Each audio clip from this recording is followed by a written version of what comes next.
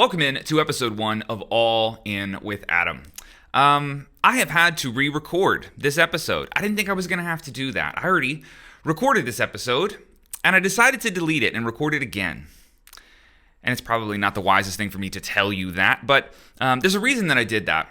I felt so on fire to do this episode, to share with you a very specific story that I have to share with you today.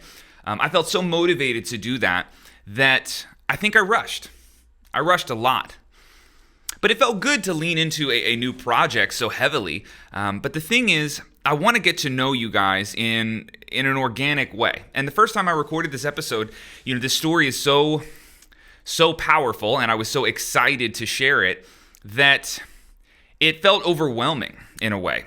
And to many of you, you will still feel that this episode is overwhelming.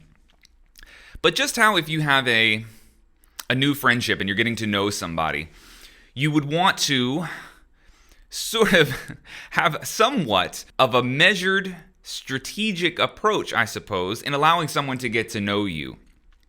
And so I felt like I rushed. I felt like I overshared. I felt like I touched on topics that I didn't have time to fully explain or explore. And I suppose with cancel culture, that's a dangerous thing to do in some ways, depending on what the view might be. So I felt like, let's slow down a little bit. Now, the story that I have to share with you today, there's a whole lot of context there. I'm going to have to provide a whole lot of context for the story to make any sense. And in doing that, you will get to know a lot of things about me that I've certainly never shared with the internet before. So I'm excited for that part. And the reality is, I don't want to imply that the 500,000 people who have followed me or who follow me now on my drum platforms don't know me, because that's not totally true. But the reality is that drums have always been a smaller percentage of who I am, right? It's not the whole story. I hope if you're a drummer and you identify as a drummer, that knowing that about you does not mean that I know who you are, at least not entirely. I hope that's not the case. So for me, looking back, even at its peak, when I was the most on fire for being a drummer and playing drums, and on fire for online education, a little context for those who don't know who I am at all, I began playing drums when I was 12 years old. I taught and toured and did bands and stuff professionally for a few years. Then I transitioned into full-time teaching. In 2013, I transitioned online and became a YouTube drum teacher. And then I founded an online education company, which is how I make my living to this day. And it's a very successful one. But even at its peak, my relationship to drums and drumming and teaching the drums, maybe that made up 10% or 15% of my entire identity. It has just never been the only thing that I'm interested in at any point in time. Now, even during the course of 8 or 12-hour drum working days, working in this studio or in the last one, I don't know, man. I don't know how else to explain it. It's not the whole story of who I am. And I think for a lot of people, when you build a relationship with a YouTuber, especially over a longer period of time, you only see them through the prism of the thing that is the theme of that channel, right? If it's let's say you watch like a car mechanics YouTube channel, you just know that guy is the mechanic. And in reality, he may have many other hobbies and interests and beliefs about the world, but that guy doesn't want to burden you with that because the channel, the platform that he communicates to you through, has a theme.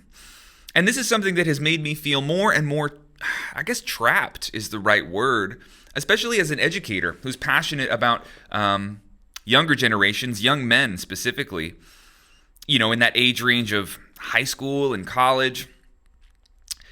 Man, if the only things I'm allowed to tell you have to be passed through this drum filter, it has become so frustrating. It has become really frustrating in recent years.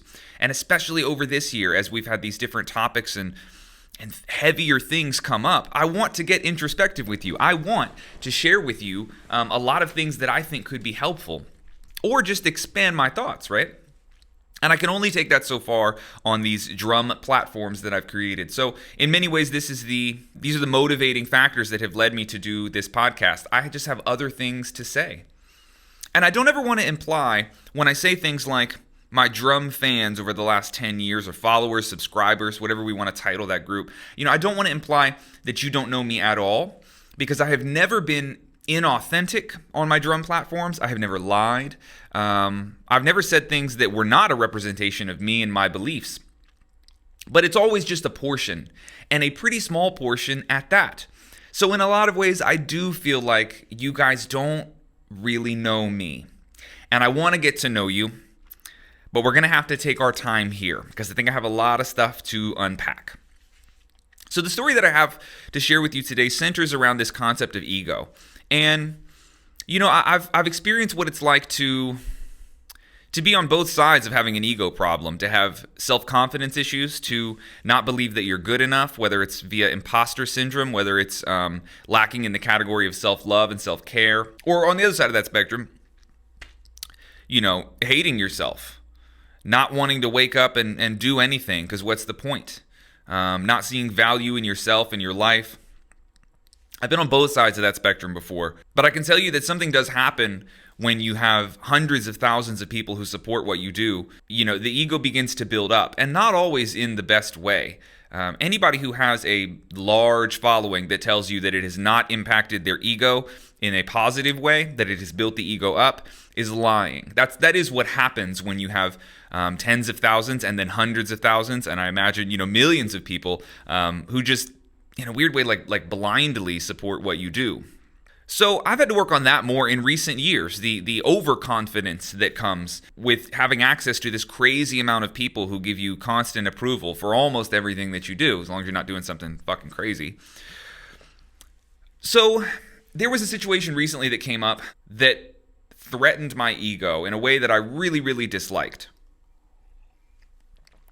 So I posted a video on YouTube, on my drum platforms, about sort of some changes that I see in the drum industry. And it's not just the drum industry, it's the world, certainly. It changes where people are shifting away from more serious content, educational content, insightful content, and they're shifting towards escapism. A lot of that is rooted in entertainment or amusement-based content. And as someone who has always been, air quotes, a serious content creator, I dislike this shift. I dislike it a lot. It scares me for young men specifically that you would be gravitating towards escapism instead of leaning into the self-discipline required when you have to lean into educational content, right? And take on a new skill or take on a new craft. That is harder. It's a lot harder to do. And I worry sometimes that people are leaning away from that because life is hard in itself. And people don't want the heaviness that comes with educational content, which is what I create. That's what I put out and always have. So that scares me a little bit. And I made a video about this, sort of illustrating what changes are happening and how I perceive them. You know, overwhelmingly, the response to that video was good, but there was one sentiment that, you know, maybe somewhere between 5 and 10 people expressed in the comment section of that video. And the sentiment was, you know, I'm sorry your business is failing. And that is not what I said, but it threatened my ego to hear that. Because the reality is, I know that I have created one of the most successful online drum education platforms in existence. I'm not saying that my website and my drum school is the greatest one of all of them, but it's up there. I certainly hope it is, because I have invested, you know, all of my 20s. My 20s are gone. I gave it to the drum industry. And I gave it to this platform that I've created, an educational website, effectively. And I'm incredibly proud of it. It's the only thing I've done with the last 10 years of my life. I don't say only thing I've done, but professionally, I think it is. It's how I make my entire living. And I do very well from that website. And so to hear people, you know, make this assumption that I'm actually doing very bad, I had people offer to send me money, right? That's what they took away from this one particular video where I described a lot of my views and metrics have been declining. They sort of concluded that must mean that I don't have any money and that was very sad. And that is not true, but man, it touched my ego in a way that felt really, really uncomfortable. I wanted to defend myself. I wanted to make statements like, do you know who I am? Do you know what I've done in this industry? I've been a player in this industry for a very, very long time. And that was a very gross feeling. I didn't like feeling that way. That felt like my ego had been woken up in a way that I wasn't happy with at all. Because I know, of course, that it would be far wiser to lean into a sentiment of I don't ever need to say those things because I know who I am and I know my value, but it made me feel insecure. It made me feel like I wanted to express those things. And I didn't say those things. I wouldn't allow myself to type those words, but I had the thoughts. I had those thoughts. It made me feel threatened. But I didn't like that. I think it came from a very gross place inside of me. Now I have a move whenever the ego flares up. And that move is to take magic mushrooms. Before we get into mushrooms specifically, I think I need to provide you with a little bit of context and background on my perspective on mind-altering substances, all drugs in general. I think it's going to be really helpful. So, for me, drugs have always been void of morality, in that these chemical compounds, these substances, don't come with a latitude and longitude on like the moral geography of the world. When you pick a drug, a random drug, let's say, you have a relationship to that drug if it's one that you've chosen to put in your body or involve in your life in some way. You now have a relationship with that drug. And some relationships are good and manageable and sustainable, and some are not. Some are very, very bad. But this is very person to person. And every drug will be different for every person. I think the worst thing that we can do is take a specific drug and blanket it or label it with some type of morality. I do not think that's how this works. It's not how it's worked in my life experience at all. And yes, this applies to drugs like you could take cocaine or take heroin or the bad drugs, right? But I don't believe in putting a moral label on them and saying this one is good, this one is bad. Undoubtedly, you can put them on a scale of heaviness or of potential danger. You could certainly do that, but not of morality. This is not how I see mind-altering substances. And ever since I was very young, I always had an attraction to drugs in general, to altering my state of mind to perceive the world differently. It felt, early on, it certainly felt like escapism. And to give you background here, I think I started smoking weed at age 13, maybe 12. Way too young. Not recommended. Don't fucking do that. That was way too young. And at the time, of course, that was rooted in escapism. And it was partying, right? It was partying. It was fun. But I think there's a huge line that people need to differentiate here. And this is a line that I didn't draw until I became much older. The line between partying and getting fucked up and altering your state of consciousness for another reason. Self-improvement being one of the biggest of all of those reasons. And I was certainly made to feel guilty and have a little bit of shame growing up in having a desire to alter my state of consciousness. And that was wrong. I don't plan to raise my kids that way, and that's not a message that I would give to a young man necessarily, that the desire to alter your state of consciousness is inherently bad. I do not believe that at all. So I started smoking weed at age 12 or 13, undoubtedly for the wrong reasons, but there was some good that came from that, I suppose. Certainly the social lubricant or the social activity of smoking with your friends was very valuable to me all through late middle school and into high school. I was a huge stoner kid. It's just what I did. By the time I was maybe 16 or 17, I began drinking a bit more. There were many red flags that I was having a problem with my relationship to alcohol. I don't put that on alcohol. I put that on my relationship to alcohol and my inability to manage that relationship. I was simply too young to know what I was dealing with. And another analogy I like to use when I explain how I perceive human relationships to mind-altering substances, I look at all drugs as though they are tools. And all tools have a different function. But some, you have to learn how to use them. And so if pot is a flathead screwdriver, well, you should be careful with this. You can stab yourself in the eye, I suppose. You can slit the screwdriver and poke a hole in your hand. There are some things that you could do wrong with this tool. But for the most part, if a 13-year-old has a flathead screwdriver, it's not going to go horribly wrong. It's not going to just inherently cut your hand off. It's not that particularly dangerous of a tool. But with that said, I don't recommend that you start using tools when you're in middle school necessarily. There is still some danger here, and you need to be shown how to use these things. As you get into other tools, more dangerous ones, we could call cocaine a jackhammer. Listen, dude, this is a dangerous tool. It is not without function, and it's not a tool that nobody can ever use ever. Because it just doesn't mean that you're just going to blow your life up or smash your foot into 1,000 pieces because it's a jackhammer. It doesn't necessarily mean that, I don't think. But it requires a lot of knowledge going in. It just does. Sorry, I had to mute my computer there. Rookie mistake. So all drugs are tools. And this is how I perceive them. Each tool you have to learn how to use. That could mean that you have to have someone show you how to use that tool. And with alcohol, nobody ever showed me how to use that tool. I went in untrained, not knowing what the hell I was doing. And I had signs at age 15, 16, 17, 18 that drinking was problematic for me. And I came from, a lot of my mom's brothers were alcoholics. There was undoubtedly a history of alcoholism in my family. And I knew that, but I was 15, so good fucking luck telling that to a 15-year-old. I didn't care. That didn't mean anything to me at all. And, it is certainly debatable to what degree alcoholism is hereditary. And I can tell you what I've concluded, there's a little more to this history of alcoholism here. What I've learned over the years is that at the very least, your predisposition to having problems with drinking, to having a bad relationship with alcohol, that certainly seems to be hereditary. I don't know if we can call alcoholism a disease and then end that conversation completely. It's a pretty nuanced conversation that I think we should have another day. But your predisposition to having problems with your relationship to alcohol, that does seem to be hereditary. At least I've certainly experienced that in my life.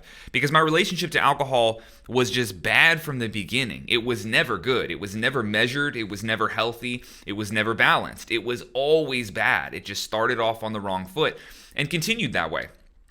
And so I actually took a couple years off drinking when I was in college. So 18, 19, 20, around that range. I didn't really drink. Really, let's just grant, that was just 18 and part of being 19. That was it, maybe a year and a half or so.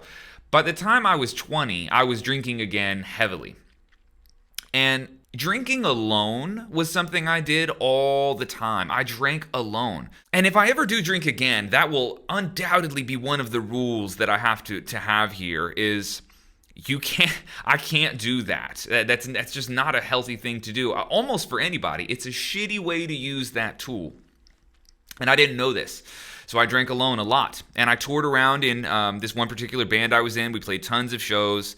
Getting drunk was part of the process. It was part of going to work.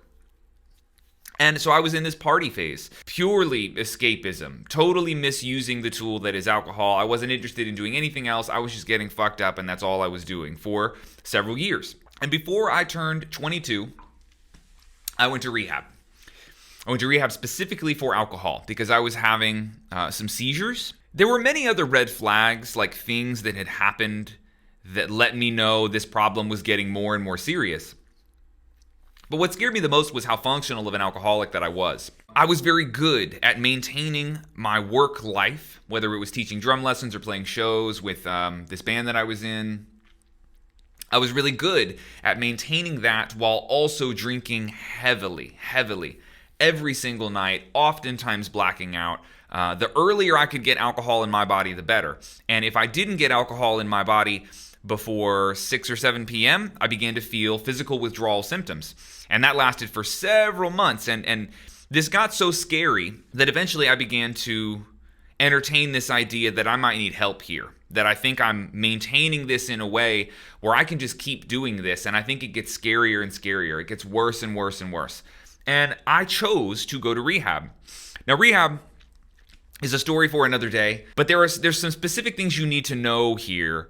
Some context that's going to make this other story make a little bit more sense. So I went to rehab in Utah. I went there for 3 months, and I went to a 12-step rehab, which is Alcoholics Anonymous. Now, Alcoholics Anonymous, a 12-step program, is effectively Christianity. It's Christianity, but you get to fill in the blank with what you believe God to be. And it is notoriously very effective. There are millions of people who adhere to a 12-step program and will tell you how much it has benefited their life. But the thing is, I was raised as a Christian. And part of my alcoholism, the matching graph of how heavy my drinking got, what matched that graph was this existential crisis that I was going through.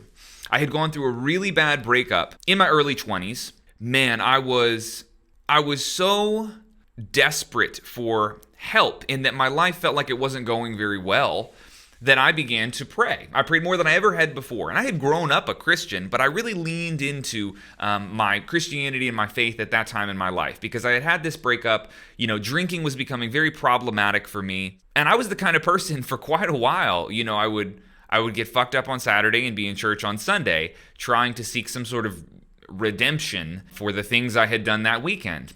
So there was a lot of turmoil and a lot of chaos in that because I was adhering to one belief but not really living that way for the rest of the week, It was chaotic. It was ironic in many ways. And this led to an existential crisis because I began feeling like I can't call myself a Christian anymore because Christianity isn't doing it for me. I'm trying to lean into this, but I'm getting nothing back. And of course, there are some ironies that I'm also partying the whole time. So of course, this isn't working very well. But I felt in many ways that as these external circumstances had sort of weighed down on me, whether it was drinking and partying and the weight of that lifestyle, this relationship that had failed. I had been with a girl for about a year and that fell apart. It really just drove me into this existential crisis where I could no longer call myself a Christian. Now the problem is that has a serious weight to it because when you are raised as a Christian or any systematic belief that gives you all of these answers to the harder questions in life, when you're raised that way, man, it feels like you have these stilts, like a frame of a house that props you up. And when you begin to remove those stilts, you find out that you don't really know who you are. This was my experience. As Christianity and my faith began to crumble underneath me, I realized that I did not know who I was at all. That I wasn't actually that confident. That I didn't actually have any of the answers to all of the hard questions in life.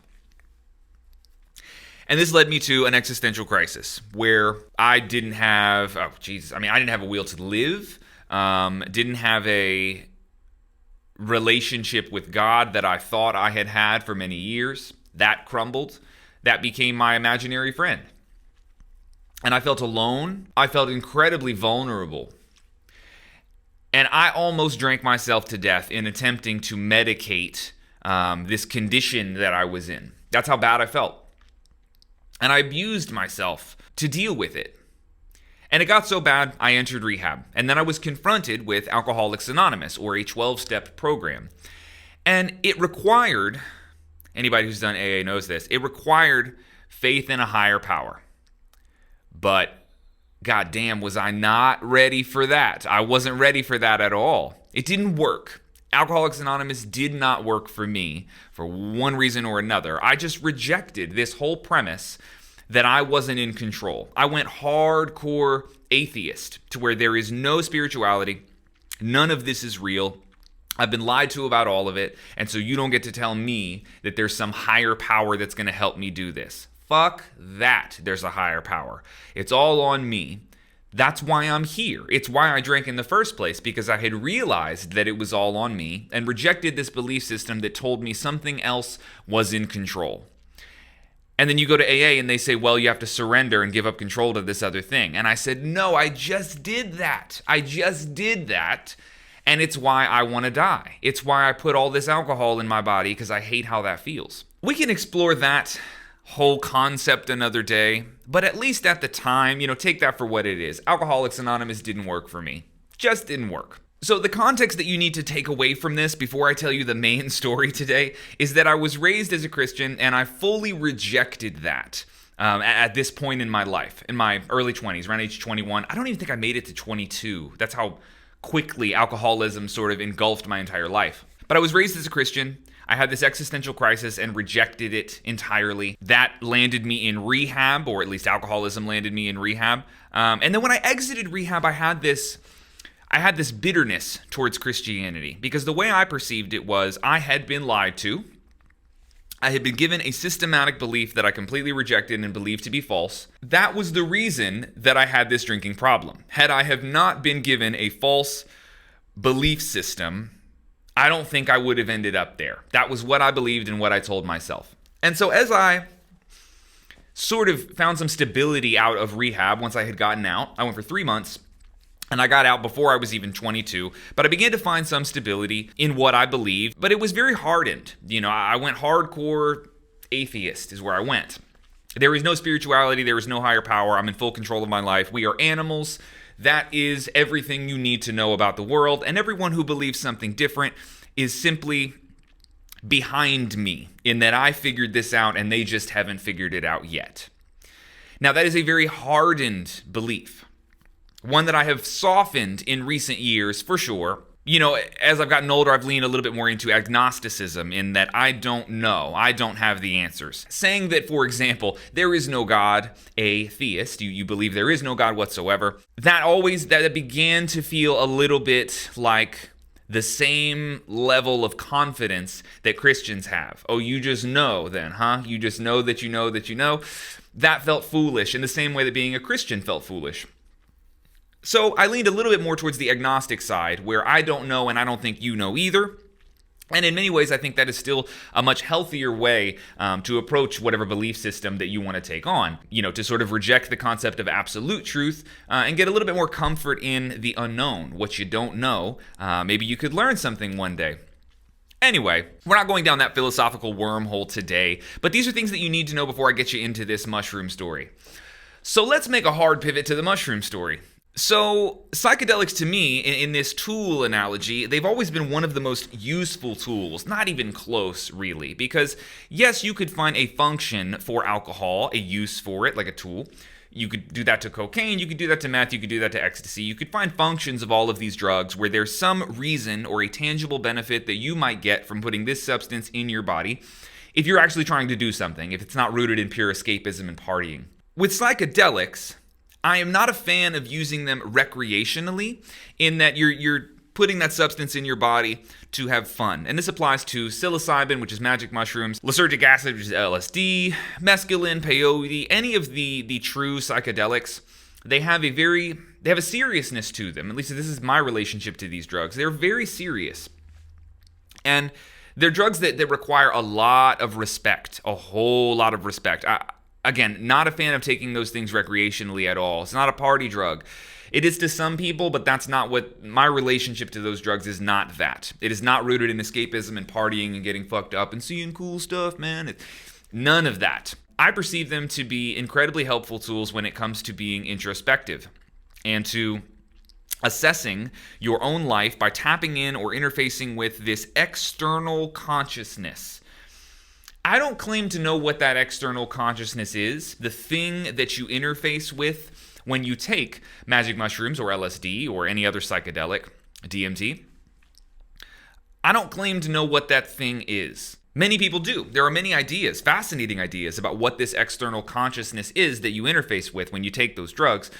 Many people describe it as the higher self. Many people would describe it as, well, it depends on the culture, right? My favorite is ancient Hispanic cultures, Mexican cultures. We'll call it the wise children. That's who you're interfacing with, because this thing that you seem to receive messages from, it's profoundly wise, but it is also very silly, very youthful, very playful. So the wise children, that's who it feels like I'm interfacing with when I take psychedelics, specifically psilocybin, magic mushrooms. It is very playful, but also profoundly wise. Now, if you're not a psychedelic adventurer, you would likely call that voice, that consciousness, you would likely say that that is completely internal. It's in my own head, or if you take it, it would be within your own head. And maybe that's the case. Maybe what you're interfacing with is a higher self. I don't know. I don't make any claims to fill in the blank there and tell you what it is you're interfacing with when you enter the psychedelic realm. But fuck, dude, it is something. The only people that say there's nothing there, that this is all, colors and shapes in your head. The only people who ever say things like that are people who have never taken psychedelics. So in many ways, I think those beliefs are rooted in ignorance. You are interfacing with something that is profoundly powerful and exists outside of space and time. Definitions beyond that, in my mind, are all just good guesses, right? That's what I can tell you there.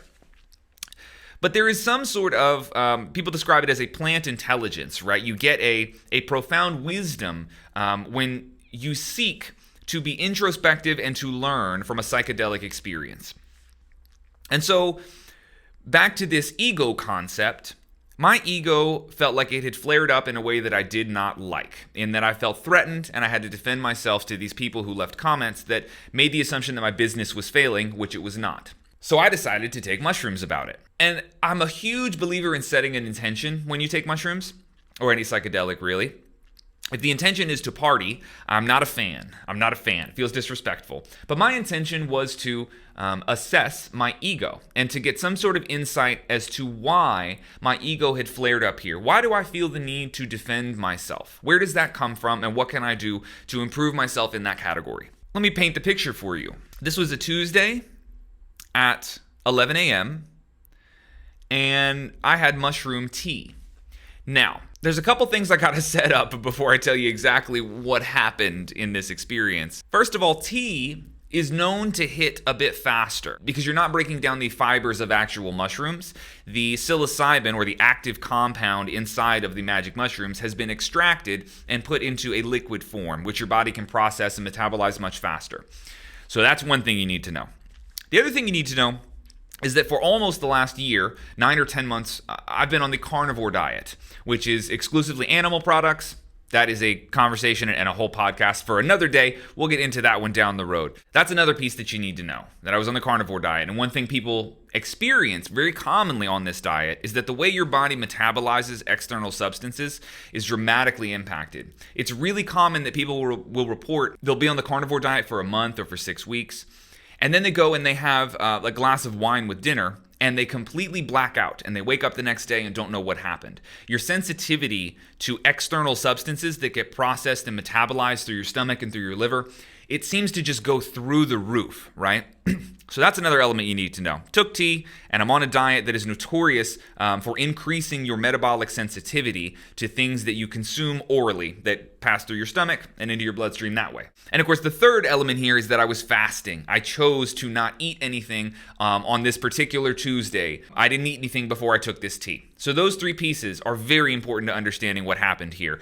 It was tea, which absorbs faster. I'm on a diet, which is notorious for speeding up your metabolism, letting your body process things very quickly. Your sensitivity goes through the roof. And I didn't have any food in my stomach, which universally makes all things you consume orally hit a little bit harder. Advil will hit harder on an empty stomach, or at least hit you faster, right? So with those three things in mind, let's get into this bitch. So I drank this tea. It was supposed to be 2 grams, was in this jar of tea that I had. I had fully planned to finish the jar because 2 grams is not an overwhelmingly intense trip. Really, 3.5 grams would be considered like a full send in the mushroom world. But I didn't really want that. I wanted to keep one foot in reality and the other foot sort of in the mushroom world, which is normally how I prefer to trip. I don't necessarily like, talking to aliens right off the bat. It's just so intense that sometimes it's nice to keep one foot in reality. So that was the plan. Now, I drank half of this jar of tea, and I did not finish the other half because I couldn't. It was that intense. So I'm 1 gram in, 15 minutes I've been drinking this tea. And I began to feel a sense of confusion come over me. I had a really hard time settling my mind, which is a very important thing to keep your attention on in a psychedelic experience, to keep your mind settled, to keep yourself calm, to maintain control of your breath. These are great things to focus on. And so I was attempting to settle my mind, to control my breath, to focus, to sort of bring my thoughts within and not allow this sort of wonky chaos to overwhelm me. But I was having a really hard time with that. The chaos that is this experience, man, it was really rough. And like a lot of drugs, there is a come-up period. And so that's what I thought was happening here. This is a turbulent entry into the realm where I'm going. And I knew right away that this was not going to be a light trip. This is not that kind of feeling. We are traveling somewhere, and we're going to have to buckle up for this ride, because I didn't think this ride was going to be that crazy. But it's feeling like it's going to get pretty crazy. And so I began having trouble hearing. I began having trouble seeing, extreme color distortions, not manipulations of things. It wasn't like I was seeing anything that wasn't there. There was really none of that classic breathing that psilocybin will give to you. It was none of that. It was more like glitchy, like the world would turn black and white and like staticky in a way, a total lack of clarity in my vision. Auditory distortions, things didn't sound how they were supposed to. And the first time I've ever experienced this from psychedelics, there was like a delay. Like I would walk 10 feet and I would be blind and deaf while walking that 10 feet. And then like a fast forwarded glitchy movie would play of what just happened 5 seconds ago. Like it was extremely confusing. And I was totally terrified of what was happening. I have never had an experience like this from any psychedelic before. And so I'm trying to process and understand, what exactly is happening here. And I keep telling myself, this must be a come up. This is not what a mushroom trip is like. I've been in this world many times. This ain't it. But something serious is happening here, and my body is really, really struggling to deal with this come up. I'm having trouble breathing. I'm having trouble seeing. I'm very scared. But of course, having a good amount of experience with psychedelics, I certainly knew that you have to tell yourself the right things here. You have to accept this experience for what it is. Fighting in any capacity does not serve you. To try and take a swing at psychedelics, 1, you're going to miss, and 2, they will hit you back way harder. It is not an option that's on the table. It doesn't serve you to do that in any capacity. So I'm trying to be very open to this experience and accepting of this. As scared as I am, I fully understand that you cannot... You got to lean in. You got to lean into whatever this is. You can't fight it, right? We'll get into that a little bit more. So as I'm trying to be open and accepting and in one way or another surrender to this experience, I feel like I'm going to throw up, which is pretty common on magic mushrooms. I honestly, this was my first time doing tea, so I didn't expect to throw up because I'm not breaking down the fungus or the fibrous, actual mushrooms. So I was really surprised, but I said, hey man, if I'm going to throw up, I'm going to throw up. This is fine, because I would love to downgrade this experience right now. This is fucking crazy. And so as this deep, perpetual confusion came over me, this chaotic mental state where I have very little control over my being, I decided I need to go in the backyard and get some fresh air, because holy shit, am I not prepared for whatever this is. And maybe I can throw up and maybe that'll help. So I stumble my way into the backyard. I remember my knees hitting the dirt, my hands hitting the grass, and then I just wake up. I wake up with my face down in the grass, on my stomach. I'm covered in dirt on my back and my chest and my face and my legs, like I had been rolling around in the dirt. Now, I'll tell you what happened here, though I didn't know this at the time. I had lost consciousness and convulsed in my own backyard. I only know this because I have a lot of security cameras. And I watched the security cameras later that night, long after this experience had ended. And so there's a couple things that could have happened there. This is not really that common on psilocybin. You can find stories online of people who have had this kind of thing happen, but it is not common at all. It was either an extreme blood sugar drop or, quite literally, I had forgotten how to breathe. That's a thing that happens on really, really intense psychedelic trips. The good news is, forgetting how to breathe, or even if you just sat in a chair and chose not to breathe, this is not actually dangerous in that when you lose consciousness, your body has an autopilot mode where you just begin to breathe again. That's what will happen 100% of the time. If you don't breathe, or you can't control your breath, or you choose to stop breathing for some reason, your body knows what to do. That is not actually dangerous. Now, of course, the dangerous element is losing consciousness physically, like where you are. But fortunately, I had felt faint enough and ill enough that I had chosen to sort of get down close to the ground. So in hindsight watching, I just sort of collapsed to the side a little bit. So physically, I was very safe, but still scary. What in the fuck is that? That is not part of taking magic mushrooms. But of course, I knew while all of this was happening that this is an intense ride we're going on. This is a serious fucking ride, and not one that I thought I signed up for. And so I wake up, my calves are sore from having convulsed a bit. My forearms are sore from having locked up. And I just kind of felt like I need to get back inside, because obviously this is 11:30 on a Tuesday afternoon. Rolling around in your backyard tripping balls is probably not the way to do it. So, I said, let me get inside here. So I go inside, I hop in the shower, still utter chaos, mental chaos, perpetual confusion, just a fucking tornado in my mind. And very scary, very scary. But of course, I'm repeating these things to myself.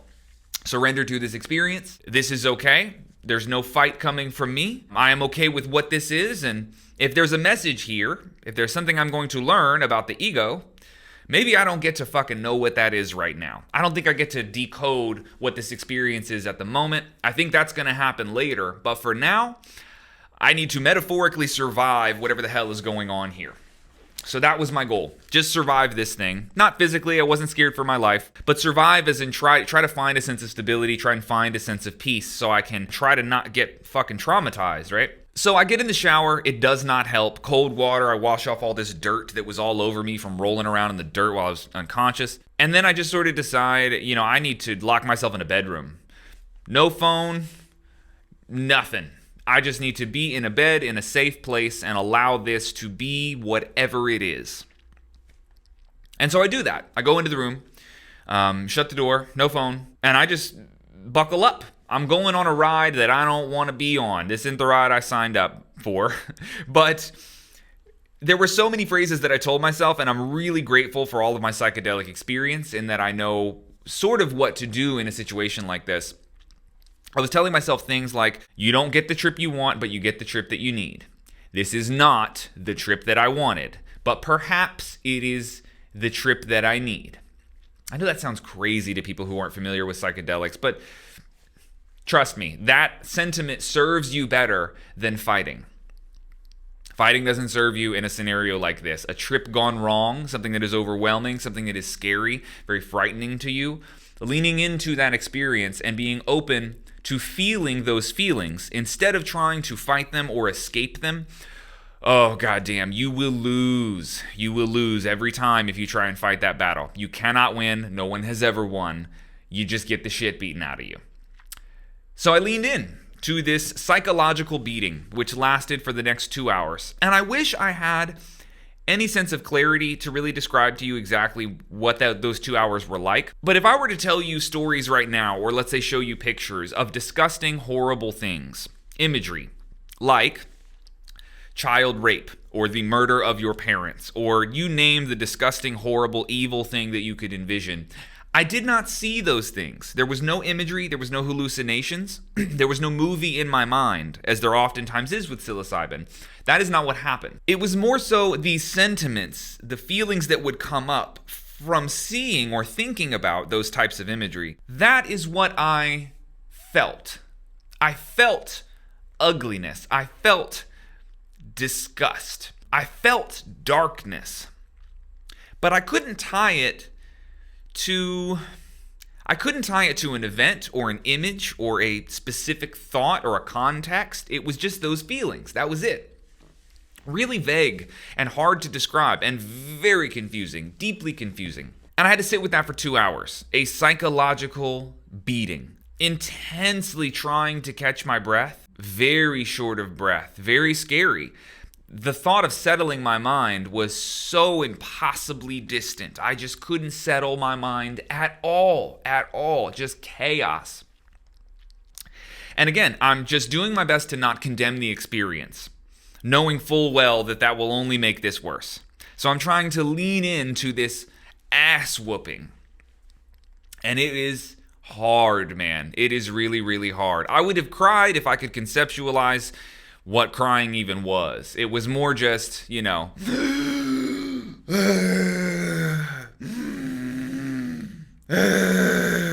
was me in a fetal position for 2 hours. It fucking sucked. And I had this thought 2 hours in to this horrendous experience. I almost was joking with myself in one of these little moments of clarity, because obviously, psychedelics are very wavy. It's not the same experience every moment the whole time. There are ups and downs within the experience. of intensity, of horror. And keep in mind, my anxiety and shit, I'm going from like an 8 to an 11 to a 9 to an 11. So on one of the like dips down to a 7 or an 8, I made this joke to myself. And I said, man, this is when I would have prayed. Because who wouldn't? Anybody with a gun to their head, with a threat to their life, with a deep fear of anything, any circumstance, will naturally do that. Will say, hey, if there's anybody up there, anybody, bruh, I know we haven't talked in a long time, but seriously, can you help me here? I think that's natural.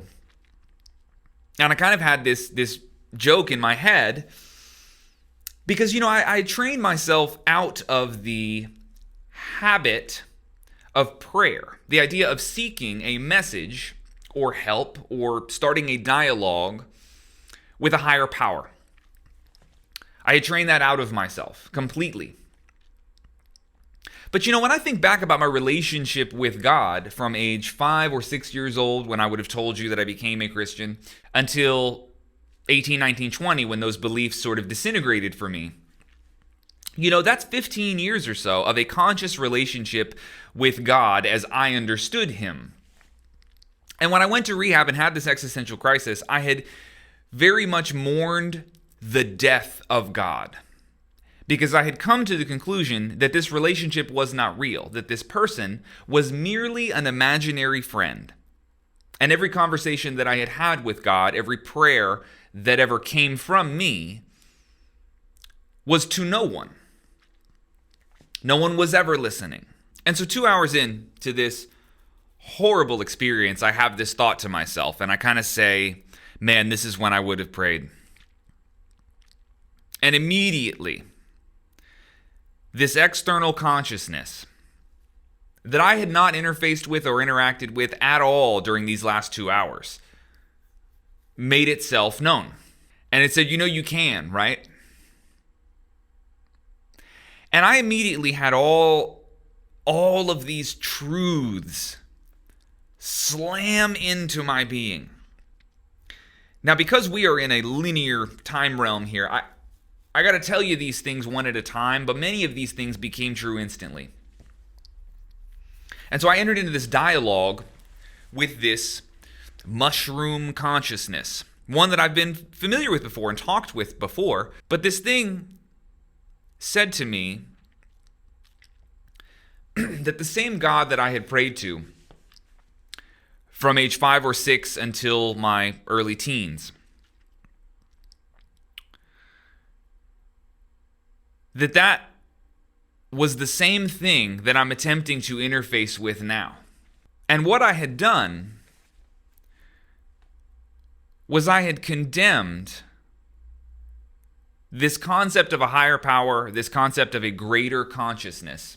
I had condemned it because I didn't like the box that it was put in when it was presented to me as a child. And the familiarity that I had from childhood in this relationship with God returned. It felt exactly the same, like going into your childhood bedroom the same.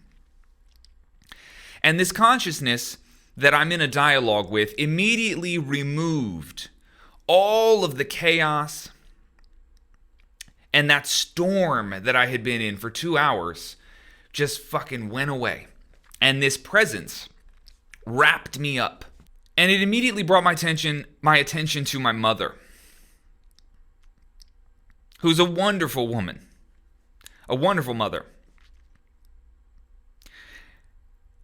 And it said, Adam, you condemned her and you judged her for doing exactly what you're doing right now. You, right now, are attempting to interface with a higher power, with a greater consciousness, in order to improve yourself. Because you think there's something else here. Beyond the physical realm that you live in, you think there's something else that can help you. What do you think your mother was doing when she introduced you to God through the system of Christianity? What do you think everyone is doing in every religion all through human history? What do you think they're doing? They're doing what you're doing right now. They're making an effort to be introspective. They're making an effort to seek help from a greater consciousness. And I felt such a sense of shame.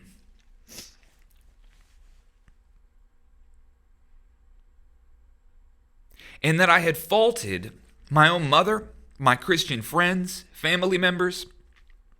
I had faulted them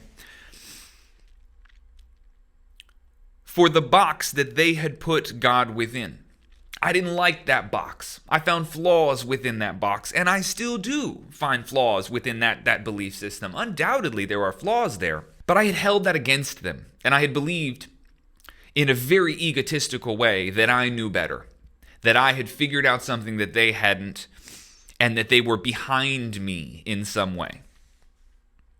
And in doing so, I had thrown out the concept of spirituality. I had hardened myself to the concept of a higher power of any kind at all, however it might be defined. And so in dialogue with this consciousness, there were many emotional phases.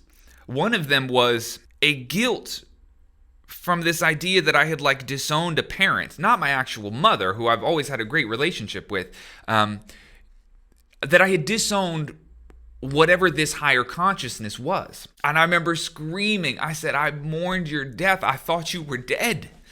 I thought you were dead. And like a loving parent, very much like a father-son vibe, it said, no, son, I'm not dead. I've been here the whole time. And that silliness sort of came out, and it said, I'm eternal. Not going anywhere. And really, the last 10 years or so of you denying my existence, disowning me in whatever way you have, is just the blink of an eye. That's nothing. Eternal patience. And so as this dialogue with this thing continued, it expressed to me that all throughout human history, every religious ceremony you could think of, whether they involved drugs or not, every religion you could ever think of, or a vast majority of them, are simply people's best attempt to interface with this higher consciousness. And it is no different than what I did this morning. When you drank that tea, what do you think you're doing? You are using your knowledge to the best, to the best of your ability. You're using a tool, and you're attempting to interface with something bigger than you to get a message to improve your life. This is Christianity. This is Islam. This is Scientology. At least it is the fundamental desire of these religions or systematic beliefs. And it does not mean that you can't find flaws in all of those three examples. Plenty of flaws in all of them. Philosophical flaws that I could sit down and still argue with you to this day. But that is separate from what I had done, which is condemn these people for their best efforts. And so I felt a tremendous shame and a guilt for a period of time in this experience. And I remember screaming, I'm sorry. I am so sorry that I held that against my mother. I held it against my friends. I held it against family members. Because I believed for a period of time that if what happened to me, you impart Christianity on a child, and they grow up and they learn enough things about the world that they subsequently reject that belief system, then what had happened to me will happen to them. They're fucked. Because I almost killed myself by putting alcohol in my body to cope with the damage that I believed Christianity had done to me. Now, that's not the whole story there. There's more to it, and I hope to revisit that another day with you. But the irony of having an ego problem within a certain context of a YouTube video, people had made certain comments that made me feel threatened.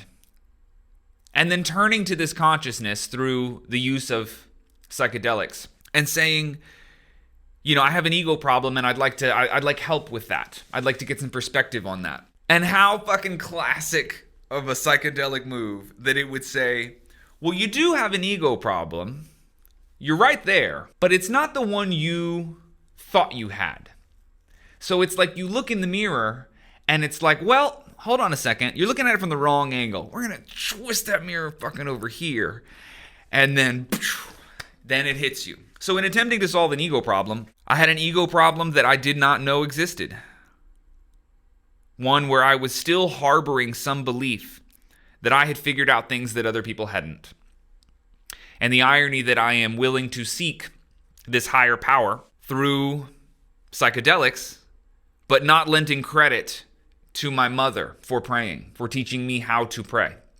Not lending credit to my Christian friends who go to church every Sunday to seek a message from a higher power, to improve themselves. I held that against them while doing the same thing myself in a different context. That is a fucking ego problem if I've ever heard one.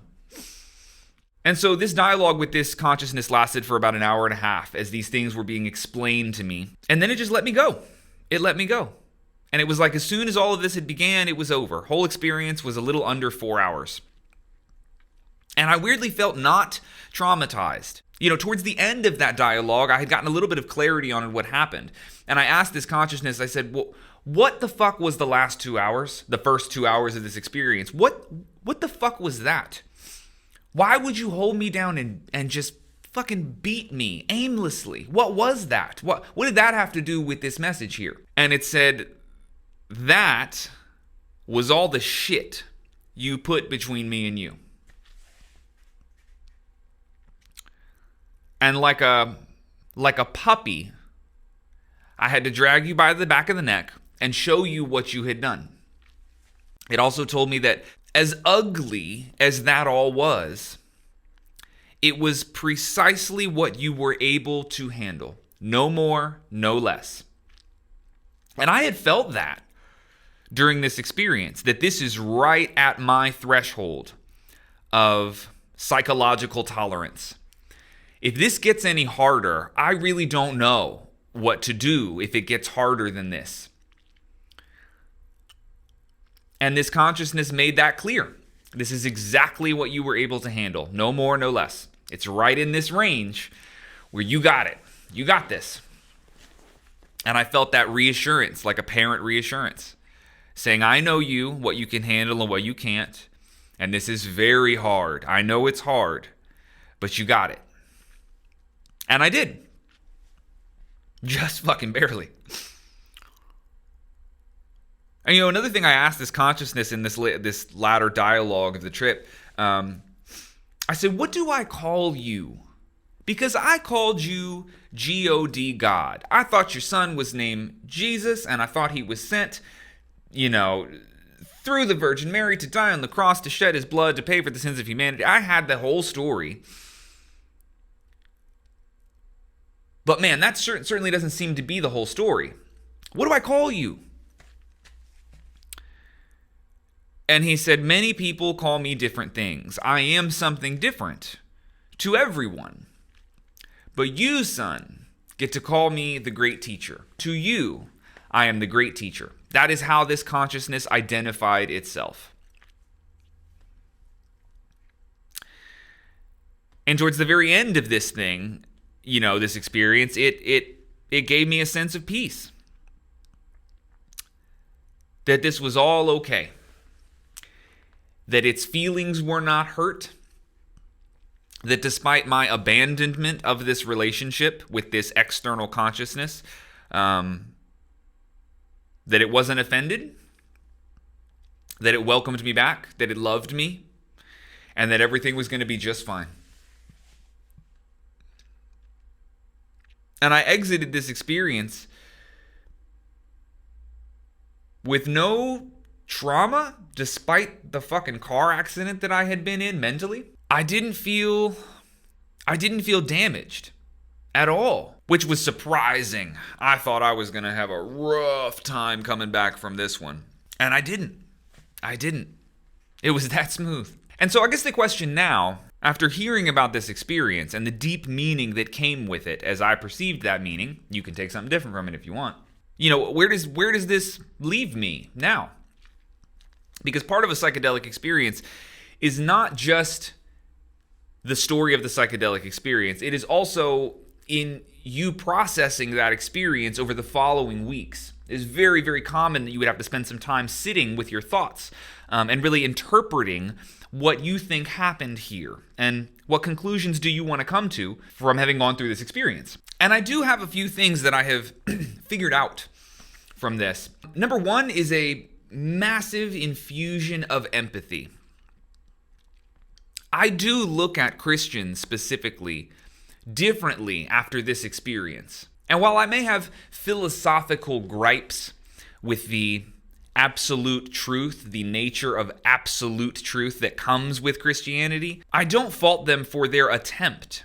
As a matter of fact, I feel that their attempt to interface with this higher power, to seek self-improvement, in many ways has been revalidated for me. I understand. And in many ways, I do the same thing in a different context. I have also learned that one thing I believe about Christianity, even though I do not identify as a Christian, is that one of the flaws with it, this is not a judgment on Christians, one of the flaws with it is that it is common for Christians to believe that the Bible contains pretty much everything you would need to know about God, or the character of God, or the nature of God. But I've learned that God, as we understand him, this entity, external consciousness, whatever you want to call it, I don't fucking know, it doesn't fit inside of one religious text. I think that there could certainly be elements of biblical text or other ancient religious texts that could be insightful in helping us understand the nature of God. This omnipresent creator, who fucking knows, that lives outside of time and space, who created time and space in itself. I think that those books can be very helpful in allowing us to interface with this greater power. But the reality is that God cannot possibly fit inside of a religious text of any kind. And see, the thing is, if you can conclude with me or in some way acknowledge that perhaps God doesn't fit in your box or my box, that we're all just making our best attempt to understand and to quantify what this higher power might be. If we were to take all of our boxes, all of our systematic beliefs, which we use to sort of try and quantify and paint a picture of what God is, if we were to add all of them together and get this one collective picture of what we think God might be, it's still not even fucking close. How could it be? How could it be? Words within the English language, or Aramaic, they can't possibly encompass everything that you need to know about the nature of the center of the universe, or that higher power, or that greater consciousness, or God, or whatever label you want to put on this thing, whatever box you want to put the concept of God inside of. You can't possibly believe that your religious doctrine, however accurate you may find it to be, you can't possibly believe that that is all that you need to know about God. It can't be. That God exists outside of all of those things. He exists outside of all of those stories, of all of those metaphors, of all of these attempts to put God in a box. Now, you don't fault people for the box that they put God within. That's what I learned. And I had been doing that. But it made me feel more human. In a year when we all need to feel more human. It made me feel as though over the course of human history, man, we all have a lot more in common than we've realized. And despite wars being fought over religion, how fucking ironic that we're all trying to interface with the same thing. How ironic is that? And I had that irony manifest itself in my own life and in my own beliefs. And to be free of that after this psychedelic experience is just so beautiful. To be infused with empathy as somebody who doesn't identify as a highly empathetic person. I'm not a psychopath, I have empathy, but to just get an infusion of that feels wonderful. It feels wonderful. It made me feel closer to my mom. It felt like I had a little bit of hate in there. A little bit of bitterness would be a better word. Not hate. A little bit of bitterness. A little bit of judginess that got scraped clean. And man, that feels awesome. Now, to clarify, because this is a very much a get-to-know-you podcast, I don't subscribe to any religious belief necessarily, though I undoubtedly, I live closer to Christianity, or I adhere closer to the moral values of Christianity now than I ever have before. And, I exclude prayer from that. I'm not a praying person, though I'm certainly more likely to, my version of prayer would have been taking psychedelics, and being honest with you. That's how I would seek help from a higher power. When I say I live closer to Christianity now, or adhere closer to those religious rules than ever before, what I mean is that I have relearned that there is value in things like sexual morality, things that I would have described to you not long ago as, 10 years ago, I would have described them to you as useless tradition. And I just don't believe that in many contexts anymore. Sexual morality is a hyper-specific example, but it is one example where I get it now, a lot more than I used to. And we'll get into this in future episodes. I really don't want to touch this topic necessarily because I don't think I have the time today or the mental capacity after telling that story to really expand some of those ideas with you. But yeah, man, religion and Christianity specifically is a huge part of my backstory, and my relationship to Christianity and to Christians is very much a part of who I am, despite not identifying as a Christian now.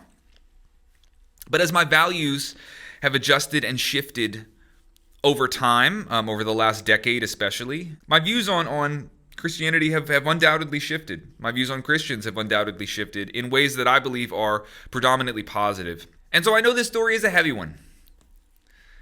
And for those of you who are in no way, shape, or form interested in psychedelics, who have no understanding of what a psychedelic experience might be like, or you had an idea of what a psychedelic experience is before listening to this podcast. First of all, thank you for having the willingness to entertain a monologue from this guy who is sharing things that probably don't resonate with you in the same way they do with somebody else. You're listening to things that don't inherently match your own belief system. And that should be applauded and celebrated, man. That's awesome. I hope this has been insightful. I don't think I get to tell you if it has or hasn't, but I hope it has been. And so I thank you. I thank you for giving me the time of day, or at least, an hour and a half of your day. I really appreciate it. And to those who have some sort of familiarity with the psychedelic realm and who have listened to trip reports before, I hope you enjoyed this. And I would love to hear your thoughts on if you have ever experienced something similar to this before. Because in researching this concept of psilocybin and God, this is not a tremendously uncommon experience. You can find stories and people who have had relatively similar experiences to this one. And for me, it was just so incredibly powerful. I would put this up there with one of the most powerful psychedelic experiences that I have ever had. And it's been a wonderful, beautiful thing in my life. And I was so excited to share this with you that I had to do it twice. I had to do it this second time just to get it right, to make this a more measured story. And in future episodes, I have a lot more things about myself that I would love to share with you. Many, many, many more things. But I want to be measured here in the same way that you should be measured as you get to know somebody else. You can't just dump every single fucking thing that you believe, every element of your personality on somebody. And so when it comes to politics, that's probably the sketchiest one to really dive into. And I think the problem that I had in the first time I recorded this, was that I touched on some of my political views, but I didn't expand them in any way. And that gives people the opportunity to fill in the blanks. And I didn't want that to happen, because I'm a fan of talking things out. I'm a fan of defending your own beliefs and taking the time to really expand some of these ideas. And so for as much shit is in this episode, as much as you have hopefully learned about me in this episode, I think we can leave it here. And I very much hope to tap into some other areas of my personality as we get a little bit further into this experiment. So thank you guys. Thank you for spending your time with me. Thank you for having a willingness to hear some weird shit. And I really appreciate it, guys. This has been All In with Adam, episode 1. I hope you enjoyed it. And I'll see you soon. Bye.